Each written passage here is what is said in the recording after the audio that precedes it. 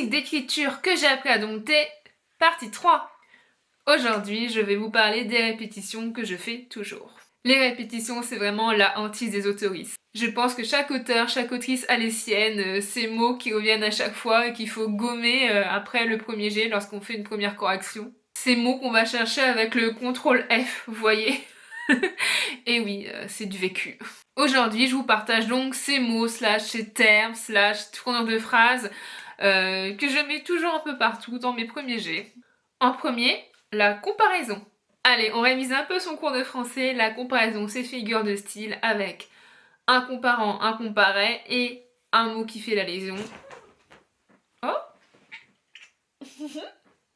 un mot outil qui fait le lien entre les deux. Et ce mot, c'est souvent le mot comme. En tout cas, c'est le cas chez moi.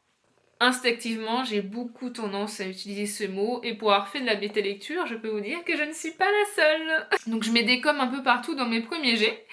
Mais j'ai aussi une phrase avec tel. J'ai dû comprendre que je mettais trop de comme dans mes romans, donc je les ai remplacés par tel, mais finalement le problème était le même.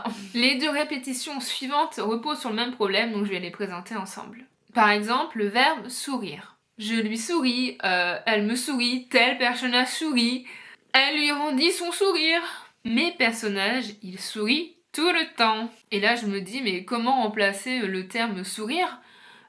Il n'a pas 36 synonymes. Par exemple, si on met le mot rictus, déjà rictus c'est beaucoup plus voyant dans un texte, je trouve, plus connoté, et le sens n'est pas vraiment exactement le même que sourire en fait. L'utilisation de ce mot, sourire, je pense pour ma part, ça vient de ce besoin inconscient en fait de montrer la réaction des personnages à un autre personnage, à un dialogue, une scène, une action.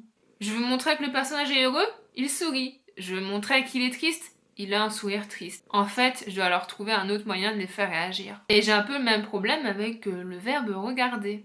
Les personnages vont regarder dans une direction, ils vont échanger un regard. Quand ils vont réagir, ils vont avoir un regard apeuré, courroucé, amusé, etc.